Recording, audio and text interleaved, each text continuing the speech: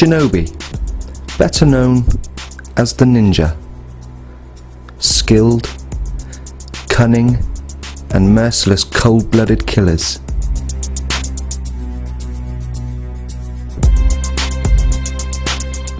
Or are they?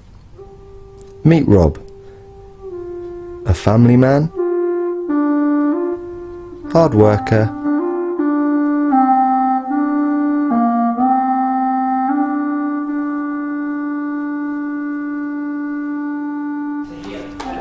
teacher,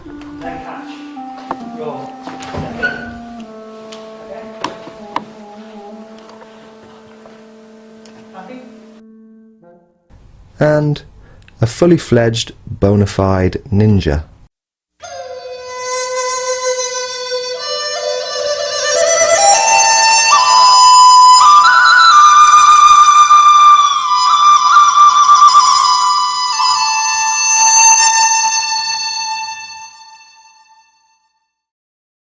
What got me interested in learning ninjutsu? Well, when I was a kid, there were a lot of ninja films around, and you know, some of the stuff they used to do was quite impressive and quite fun, you know, and that's what really got me interested, really. I think my first ninjutsu class was originally at one of my old schools. I can't remember how old I was quite young,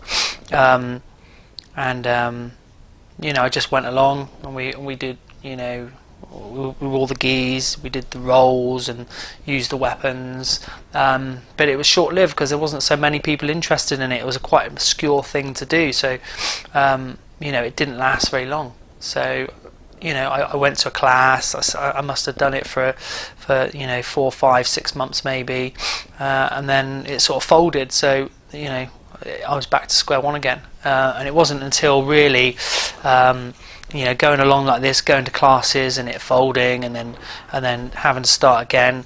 It wasn't until probably 2000 and something where I rolled into a proper Bujinkan class. And stuck with it, and even then it was quite difficult. There wasn't enough people in the classes to keep it going and to make it, I guess, lucrative for the instructor. So in the end he chucked it in as well, but I got to a certain grade where I was like, I really want to carry this on.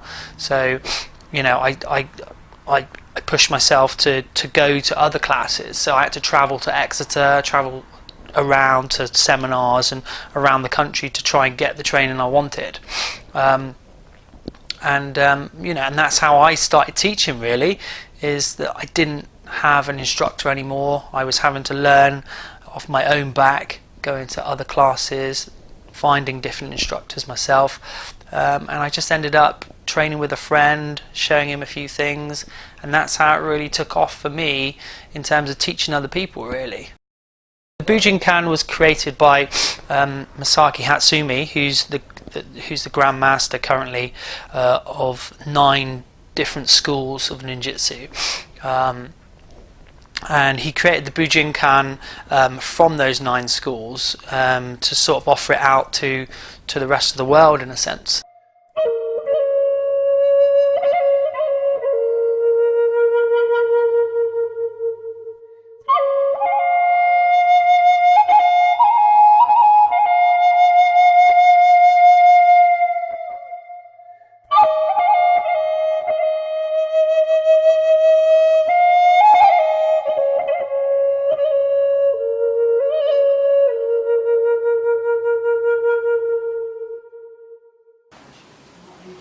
So I don't know when she's back in. I'm not sure if David's in the morning, possibly. I would have thought it's going to be the company card. Is that alright? Take care. Cheers then, bye bye. So have I ever used my training outside? It depends. It depends what you call use it, really. If you mean sort of martial arts, in a way you get to a point where you can not have to use it in a way.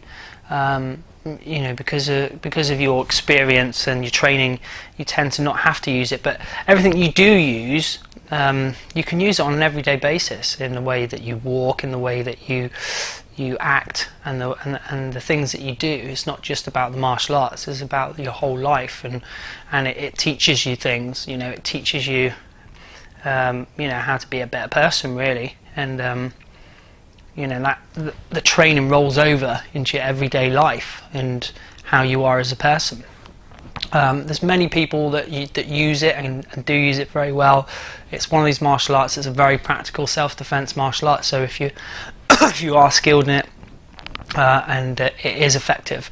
A lot of people work on the doors in clubs and things, and work in close protection and things like that, bodyguard stuff, and it's very good in those sort of positions. Just because you've got so many weapons open to you, you can use it in so many different ways. You're not just restricted to punching or kicking. You've got restraints, you've got holds, you've got locks, you've got throws, you've got kicks, punches, groundwork, weapons, all that sort of stuff. And it allows you to be able to think outside the box and react naturally and instinctively when you need to, and do the right things. But personally, I've never had to use it really. I've been able to talk myself out of most situations, which is good.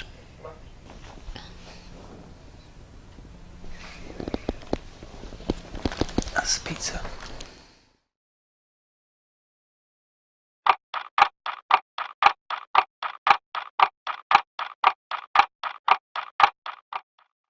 Financially, it can cost quite a bit, just through the travelling, really. Weapons aren't so expensive and things like that, but obviously travelling, seminars, everybody who trains and gets to at least the black belt wants to go to Japan and train, and they tend to. Some go 2 or 3 times a year.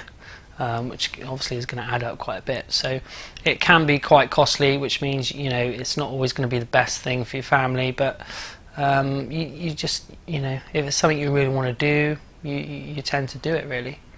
It's something that your kids can get into when you're a bit older, and you can pass it on really.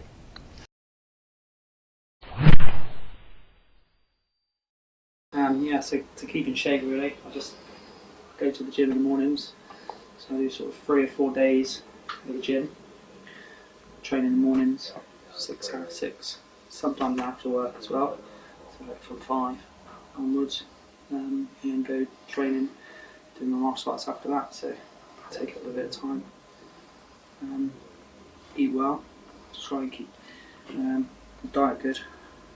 My fitness level's pretty good, which can be hard. Pizza. It's pizza, as you saw the other day. Pizza's good, but it's Ninja Turtles can eat it, so can I.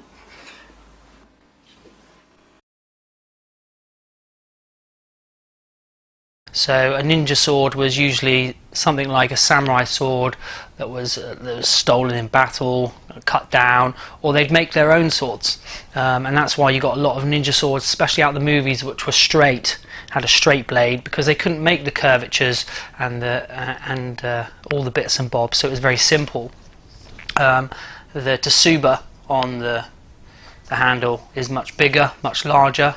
Again, they couldn't make the little ones that had very decorative, pretty samurai bits on. They are very basic, and this is a very basic looking sword. And this is modelled closely on a sword made for Hatsumi in the time, and it's it's very traditional in terms of a ninja weapon.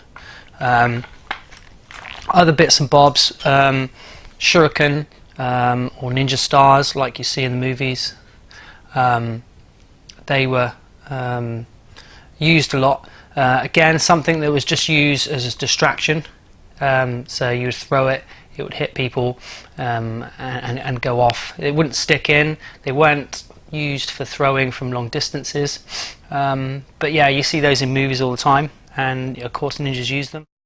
What keeps me interested? I I mean, obviously my passion for it, you know, sometimes it's hard and life takes over and you've got things going on, but you know, watching my students progress is a good thing. A good motivation is passing my knowledge on and seeing these people progress and become good in something, because I've helped them and taught them, and you know, that's in itself is a good reward.